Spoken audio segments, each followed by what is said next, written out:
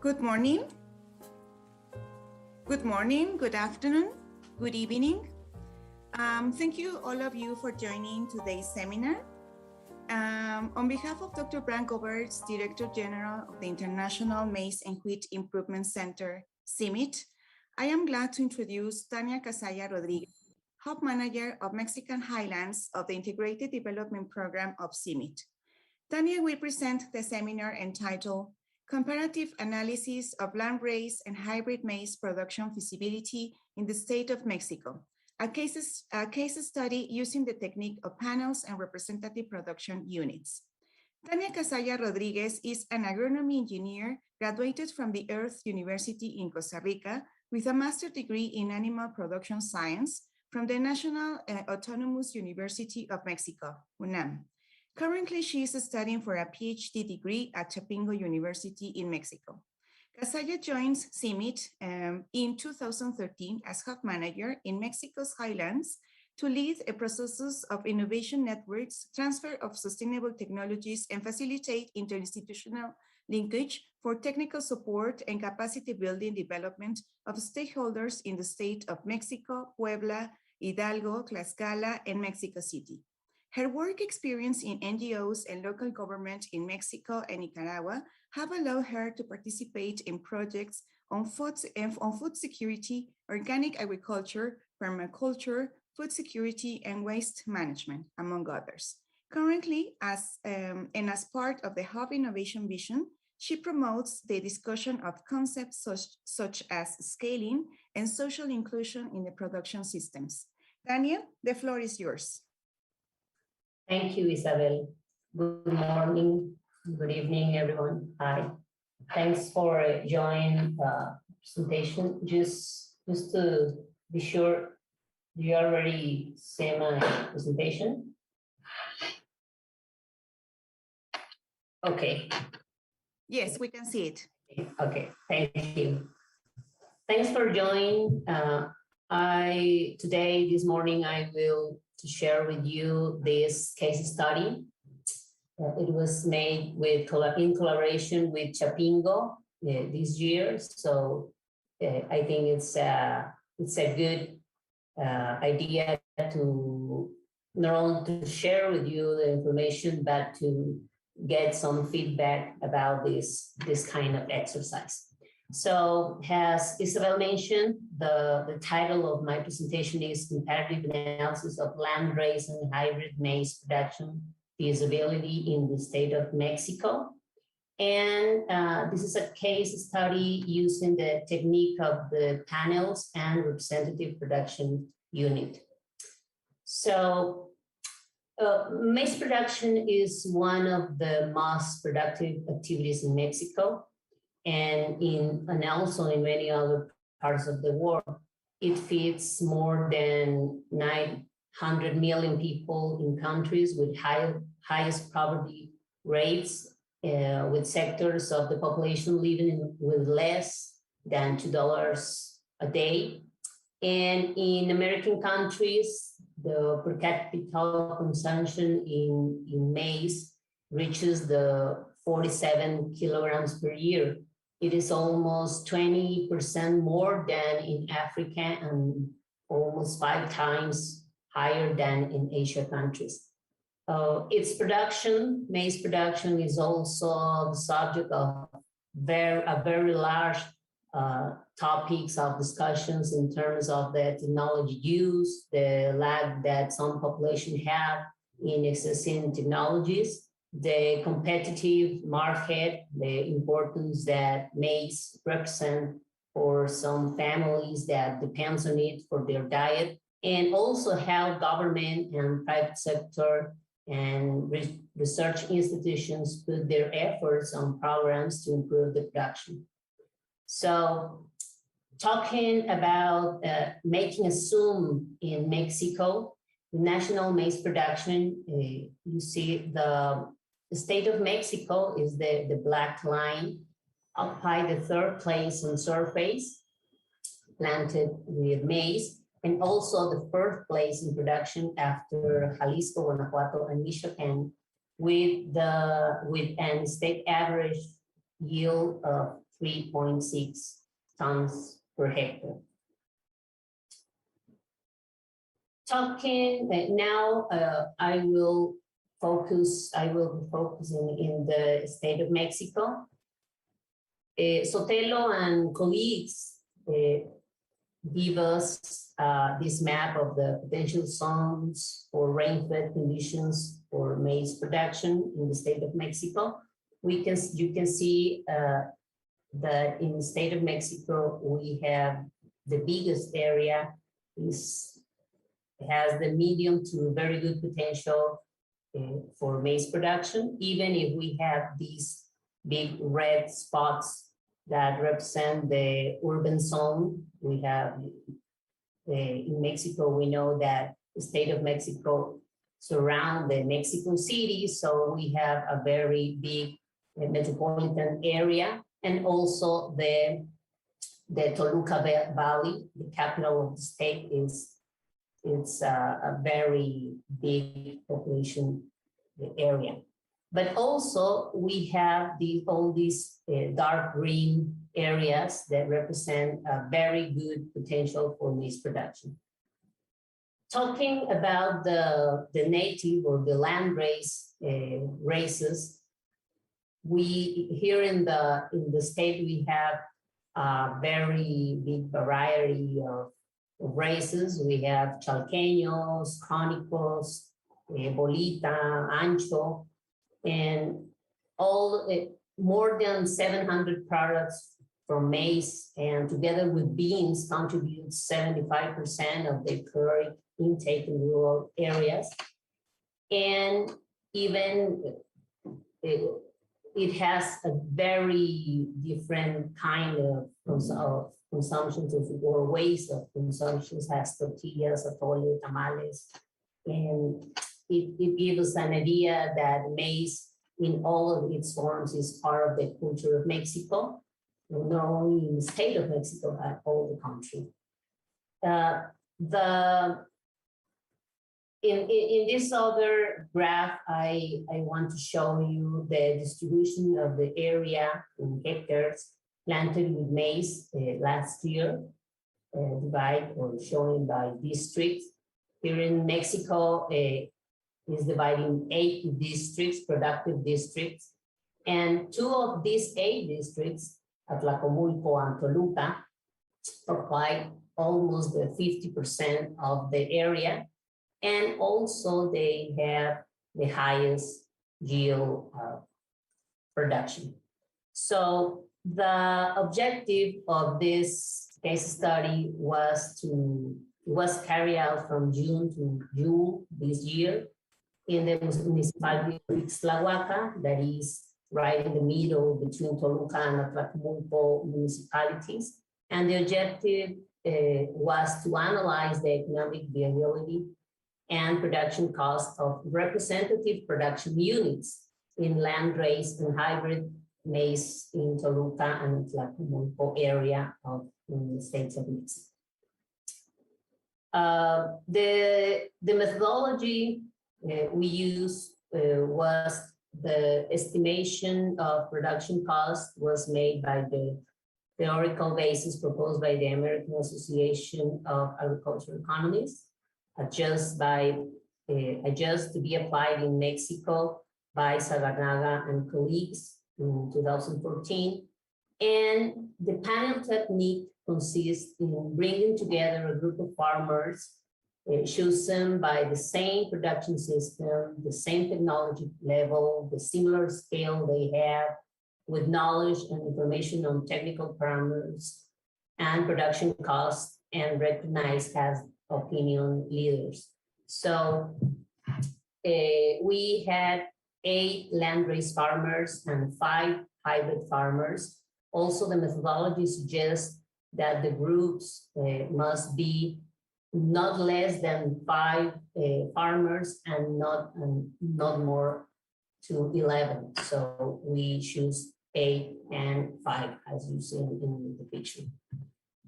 The representative production units is a model company, not necessarily in existence, which is an abstract construction used to illustrate the operation of a market.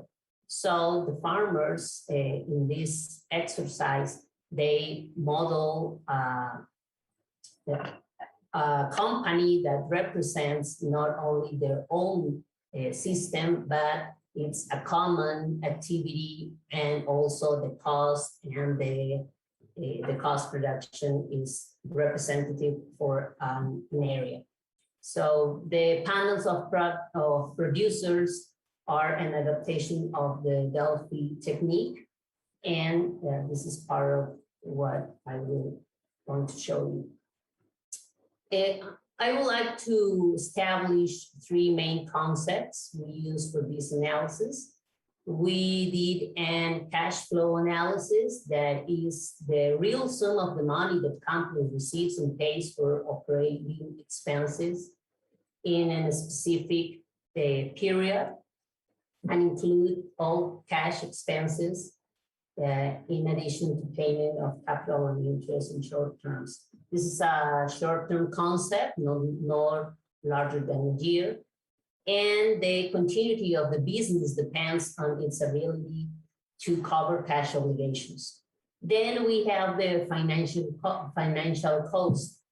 The total of the charges attributed to all of the resources except their own funds, and as well as the family workforce and the business management.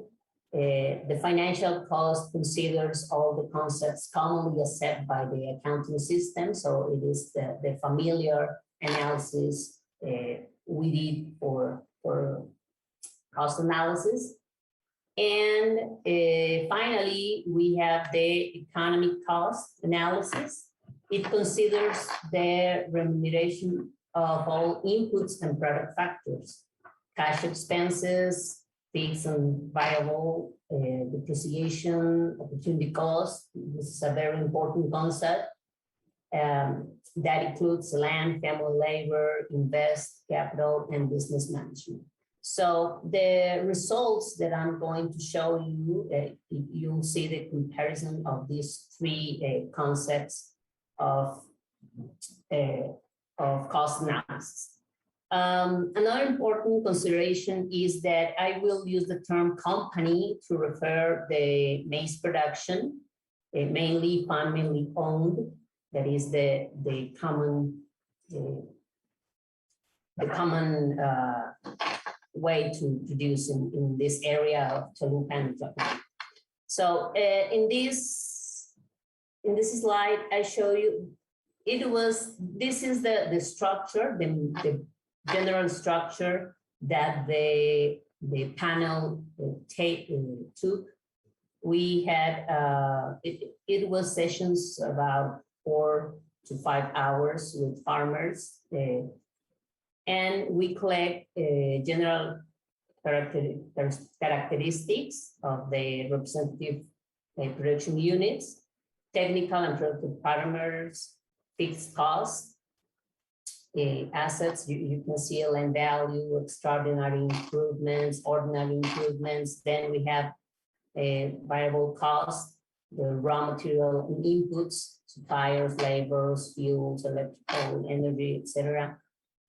Other costs, other production costs, insurance, financing, producers, money, withdrawals, time spending by the farmers.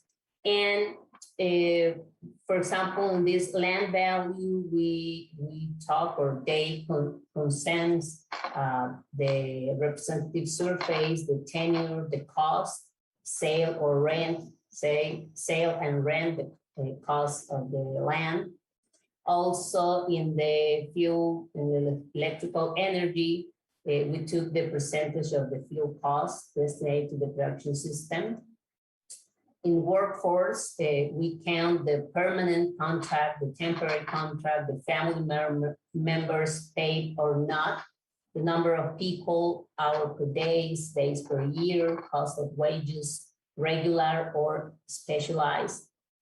And into other cost reductions, we can see fixed, direct, fixed and indirect, fix of the production unit contribution, like contributions they pay in the ejidos, for example, and other variable of the production unit has cell phone expenses.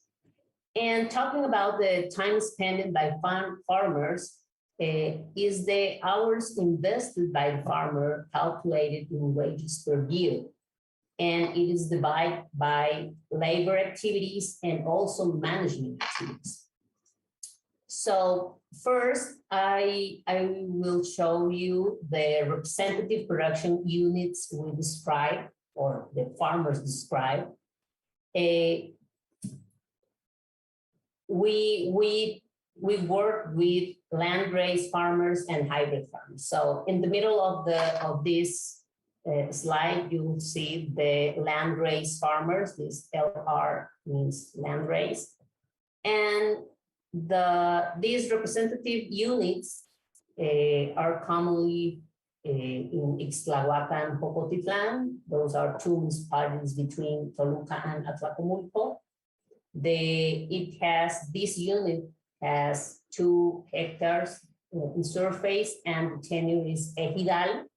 In Mexico, for those who are not familiar with this term, ejido is the communal agrarian tenure, where the ejidatarios do not actually own the land but are allowed to use it. And this is a very common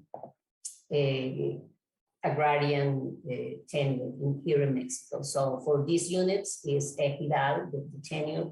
The property is for the landrace unit is 100% owned. The water regime is between rain-fed conditions and punta de riego. Punta de riego it means that they only give one irrigation at the beginning of the season for planting, and then they manage the land as rain-fed conditions.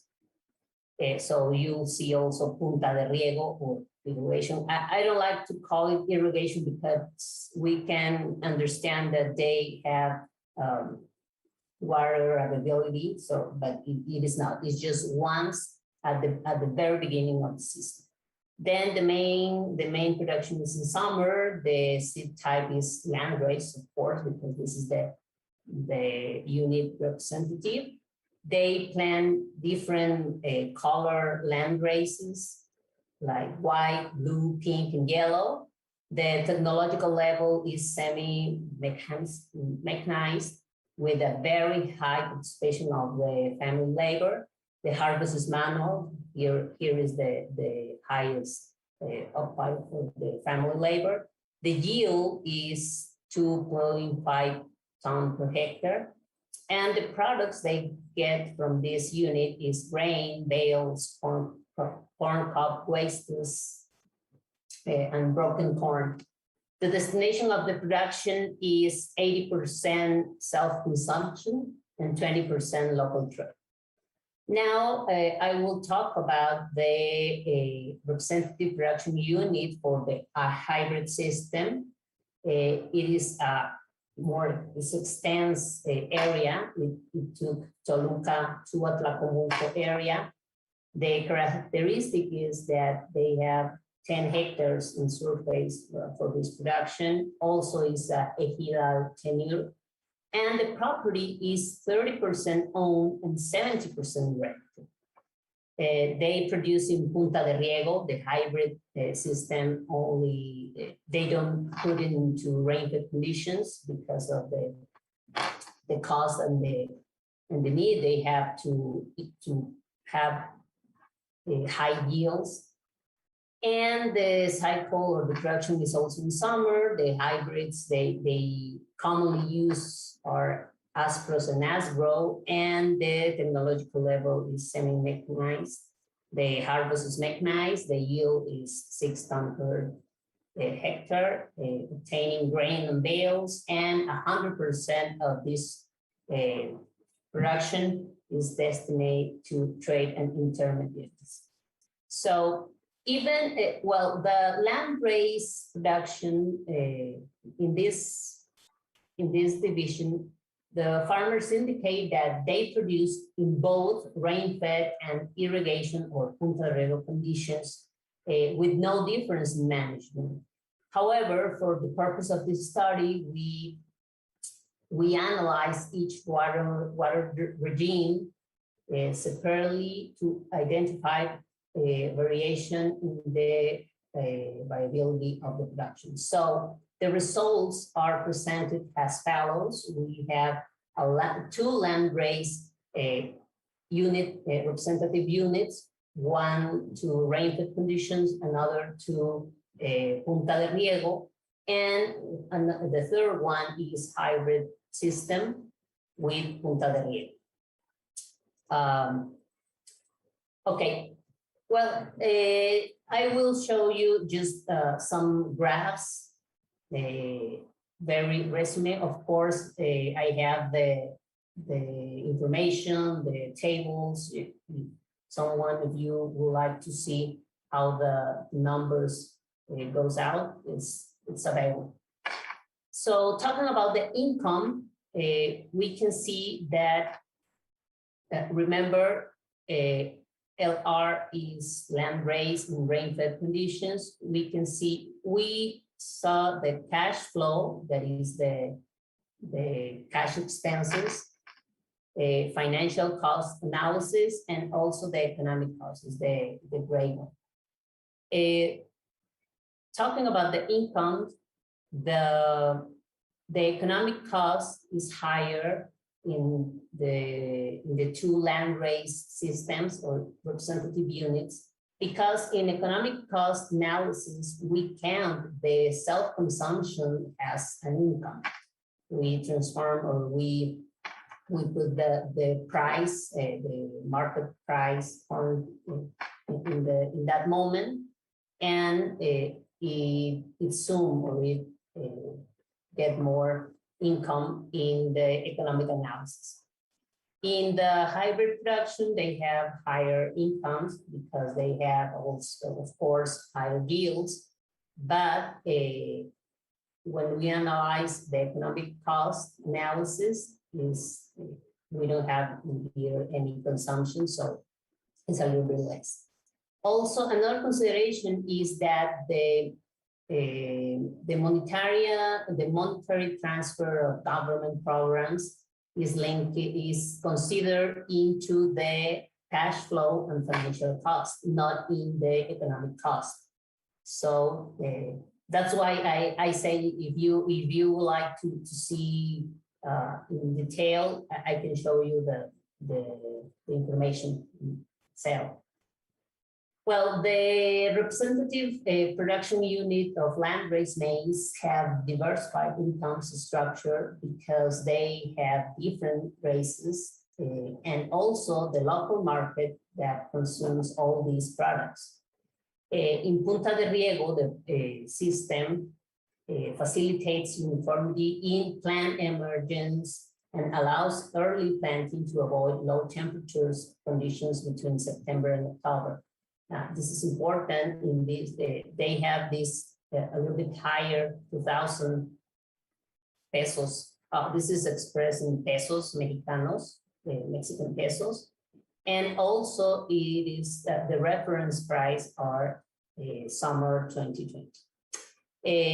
We can see in land race with Punta de Riego higher incomes because they obtain a little bit higher yields compared with rain-fed conditions, and it is very related with this opportunity they have for planting.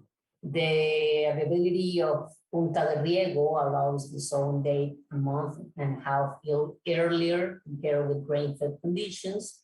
And as I mentioned, the monetary transfer is linked to land ownership.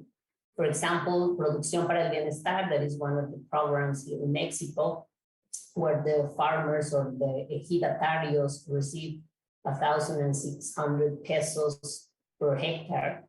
It helps, it is counted in the cash flow and financial cost, and is here in this 20,000 and 27,000.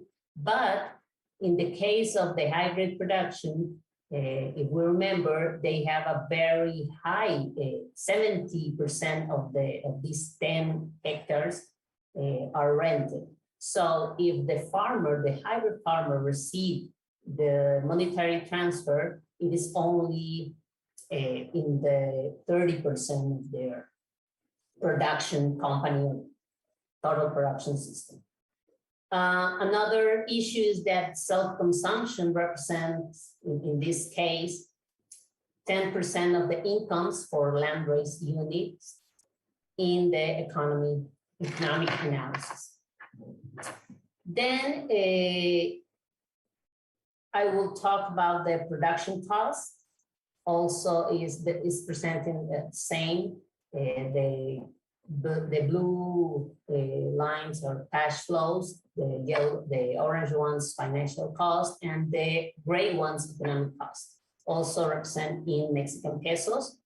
We can see that if we compare only the landrace units, the rain-fed conditions, and the punta de riego, the cost of wages specialized in irrigation for the irrigation labor increases up to 49% the operational expenses. This is why we have in the punta de riego 18,000 pesos in production cost. And in rain-fed condition, we don't have this. We have 2,000 less cost. The opportunity cost of capital invested in the irrigation is a little bit higher. This is the main difference. And if we compare the landrace and the hybrid, both producing in punta de riego, the hybrid system expends 7,000 pesos per hectare more in the cash flow analysis, 11,000 pesos per hectare more in the financial cost analysis, and 20,000 pesos per hectare more in the economic analysis. This is because in the hybrid system, they use more inputs, they use agricultural insurance, they have credit, so they have to pay it, and it's a high opportunity cost because of the invested capital in depreciation.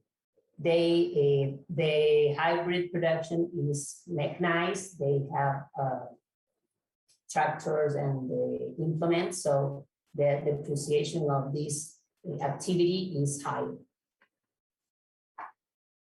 Now, seeing the net income, we can see that in all of the representative production units are viable in cash flow and financial analysis, not so in economic analysis. You can see the red numbers in the three cases. In the rain-fed conditions with landrace is 600 pesos. In the landrace with punta de riego reach 2,000 pesos, and hybrid in economic analysis, they are losing, or they are in red numbers, 20,000 pesos. So the hybrid units in punta de riego economically loses 10 times more than landrace in punta de riego, and 30 times more than landrace in rain-fed conditions due to high opportunity costs. Also, if in the financial analysis, that is the common analysis we use in the hub, and also banks use this analysis. This is a accountability analysis, the familiar accountability analysis. Even if all of them are in good numbers, and the landrace units seems to be higher, with higher incomes. You can see here the punta de riego with 9,000 pesos per hectare, and the rental conditions with 10,000 pesos. They compare with the 2,000 pesos of the hybrid system. But the hybrid system has the competitive advantage because it produces a larger surface. So here is the total company and representative unit net income. We have in landrace rental condition 20,000 pesos as the whole. Remember, they have the common surface they have is 2 hectares. So we only multiply this income. And the hybrid Punta de Riego has in a year 22,000 pesos in net income. Also to mention, there is a trend to increase the surface rented for hybrid production system in the Toluca and Atlacomulco zone because of this important income. Also, well, with this information, we also did a scenario exercise with farmers. These scenarios are based on the appreciation of the farmers. Sorry, this is in Spanish. Well, we asked farmers to identify what is an optimistic yield for this. You are seeing the landrace scenarios. They put an optimistic yield for different maizes, white, blue, and pinks.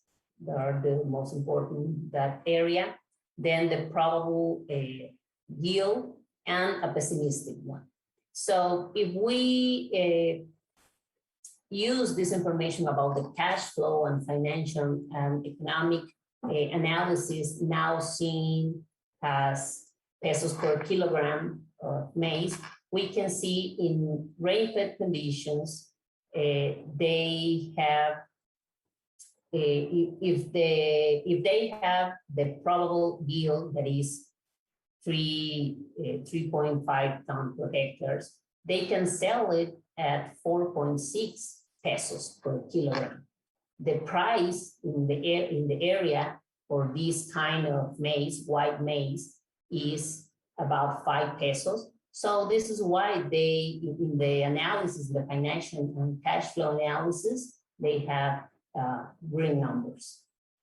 Talking about the blue maize, that is a specialized maize, the current price for blue and pink maize is 8 pesos per kilogram. So with the cost they have in this system, they can sell about, or they need 6 pesos, 6.8 pesos to, if they have a problem, 3 tons per hectare production, and so on. You can see the opportunity. Of course, this information, we show it to the farmers, we give them to them, so they are using it to making decisions. At this point also, we identify some opportunities. One, maybe to improve management in terms of crop nutrition and weeds, pests, and diseases management. Improve native races characteristics to reduce production cycle. Currently, they have 240 days production. And also link the market niches.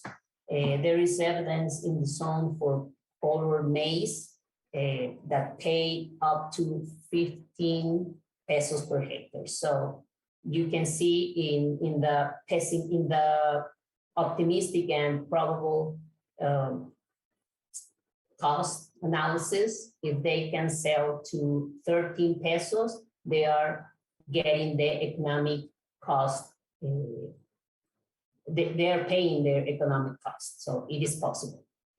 The same exercise was made for the hybrid maize equilibrium prices. The farmers also did an optimistic yield production, the probable and the pessimistic. You can see the pessimistic goes a half to the optimistic is because it is in hybrid production, it is important to have the water and the incomes, and it's a higher production. And also, well, in the hybrid maize is a little bit different. The price is 4.8 pesos per kilogram. So they need to be at the optimistic yield to cover the financial cost, because they need 3 pesos per kilogram if they have this price. So also there is opportunity with these farmers or these units work trying to increase yields, and also there is evidence in the zone of 12 tons per hectare, and also work with into reducing production costs, mainly soil preparation expenses. This is another kind to see the target prices to cover different cost goals. The second price is the close point for a company. This is an important concept when we are analyzing cost production. And you can see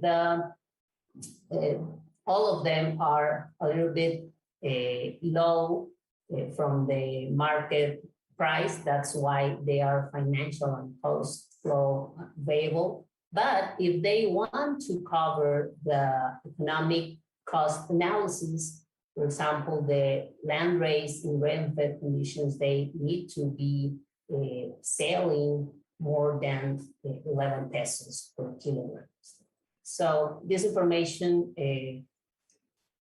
we give it to the farmers and also the technicians. So, okay. And some conclusions about this exercise is that an analysis of the family production unit, remember, we talk about representative production units, but maybe an analysis bigger or deeper at the family production unit level that integrates other complementary companies, such as the maquila service, in the case of the hybrid farmers, or the sale of subproducts such as tamal leaf, or processed products as tortillas or traditional dishes, could extrain the results in order to provide useful information for the local public policy. Also is needed to promote training for landrace farmers in order to facilitate linkages with market niches. There is a lack of knowledge about the quality of the grain they produce. And of course, they don't know what the processors are looking for. And the marketing channels to urban consumption areas. The state of Mexico has that big opportunity because remember the first map, we have Mexico City and another very populated urban areas. And finally, this methodology could complement the analysis of production costs that we already do from the hub structures, modules, and extension areas mainly, providing information to technicians and farmers that allows them to make specific changes in their system and also focus the interventions. So this is a little bit of the literature I review, and thank you for your interest. Thank you also, Amadora Guillon, for this amazing picture, and I'm yours for question. Thank you. Thank you very much, Tania. Thank you very much for this very interesting presentation and information. So we invite the audience to open their microphone if they would like to do a question or a comment to Tania regarding this presentation. Or you can raise your hand at the participants box. There is one or at the reactions. You can raise your hand if you want to make a question or a comment.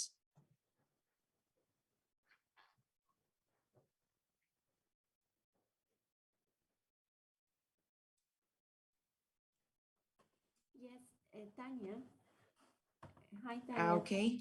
Here is Natalia. Thank you. Hi. Yeah, congratulations for the seminar and for the work that you are doing in the hub. I was just wondering, how do you think the scenarios will change with different public policies? Because I mean, right now we have this ayuda para el bienestar or something like that, and how the scenarios for the land races producers will change if they don't have this kind of support, or if the policies will be different, like different type of programs supporting more the hybrid production instead of the land races, etc. Thank you, Doctora. Very good question. I will show you, well, in my presentation, I get this information. This is a very tough information. You can see here, this is the income information. In the two ones are the land race systems. They have 1,600 pesos coming from government, from these programs, and it represents this an important income. There is not only the problem if the government don't have this money or don't give them this money, but also the problem is how it is used. In most of these programs, they specify that these 1,600 pesos must be used in incomes, in fertilizers, or pay labor, workforce, or so. But if there is a change with no restriction to use this monetary transfer to this unit production, probably the financial analysis may get a little bit closer to zero or red numbers.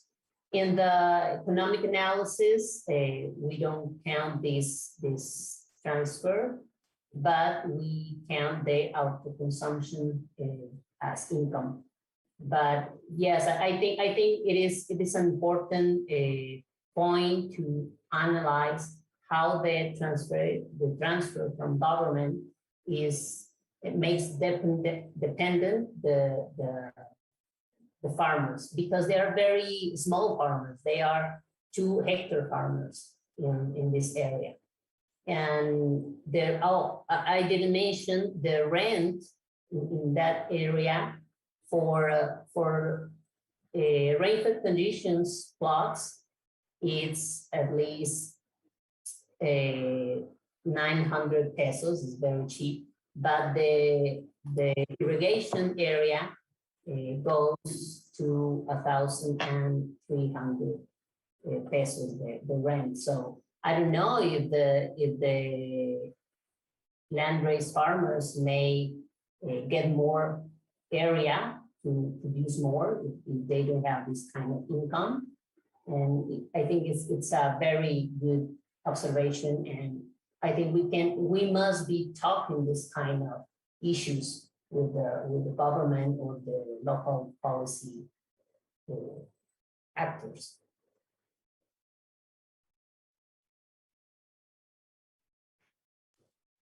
Thank you, Tania. We have another question here. Based on the results, what are the priorities for agronomic research? Excuse me. Based on the results, what are the priorities for agronomic research? Yes. For landrace production, the management, this is a very low cost or low input management. They don't have the fertilization and the pest control, and I think we can increase the yields only making some improvements in the management, not to encourage them to get more incomes, but the ones they have, use it better. So with landrace farmers, we must be working about the management in terms of nutrition and the disease and pest management. For hybrid systems, we need to focus on the low cost production, mainly the soil preparation. They are spending a lot of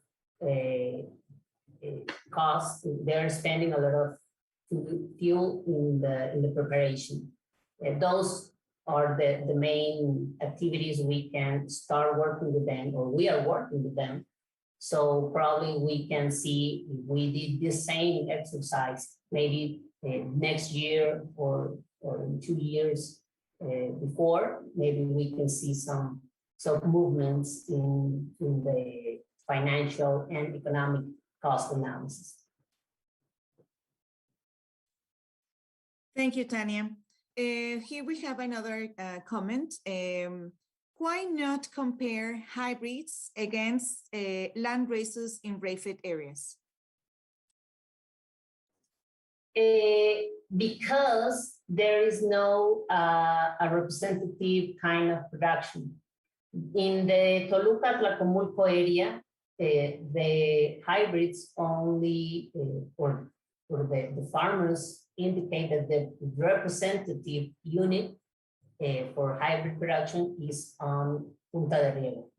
I know there are farmers planting or producing in rainfed conditions, but the panel of producers decide that the common system for hybrid is in Punta de Riego.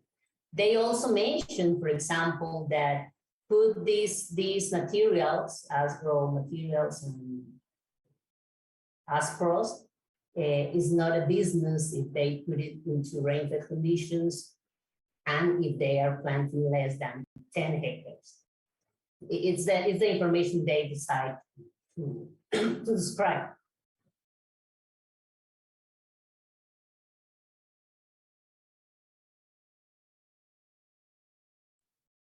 Thank you, Tania, very much. Thank you very much for this.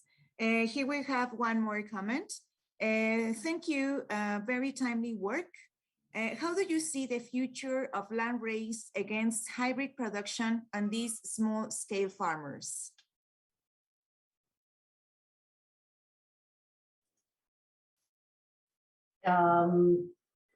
Well, these both systems coexist in the area.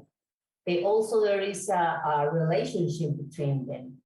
Even if land race is a small scale farms, they rent or they pay the service for planting, for example, to the hybrid system farmers. So they coexist in the area. The land race farmers also has a very specific local market, producing tortillas, selling the leaf, selling not only the grain, but the seed. There is a very important income area for landrace farmers. And the biggest ones, the hybrid production, they are responding to the livestock market, and also the Ciudad de Mexico or these big companies buying white maize. And the future, I think they will continue coexisting in the area. If the climate change may struggle them probably, so I think we have to work with them, trying to make them more resilient in their production. Because one question I did farmers is if they feel that this is a business for them, if they feel they're getting money from this activity. And all of them, even the landrace farmers, mentioned that yes, that they feel happy planting and selling and working the land, because it has a very social meaning for them. So the future is they will be going on and we must be helping them to do it better. Thank you, Tania. There's one more question here. Is there any participatory land races breeding work in that area? No, well, we in the hub, we don't have this kind of participatory land race breeding work. I know Gene Bank, Christian Zavala, and all the team here in CIMMYT, they have very interesting work. I think this is a very good opportunity for us, Hub and other programs in CIMMYT to work together. We are not doing this as the Hub, my team and I, we are not doing this, but for sure, CIMMYT and our colleagues will give us a very good support. Thank you very much. So we do not have more questions in the chat box, but you can we have still few time, so we can you can open your micro, you can raise your hand if you would like to do any other comment or any other question.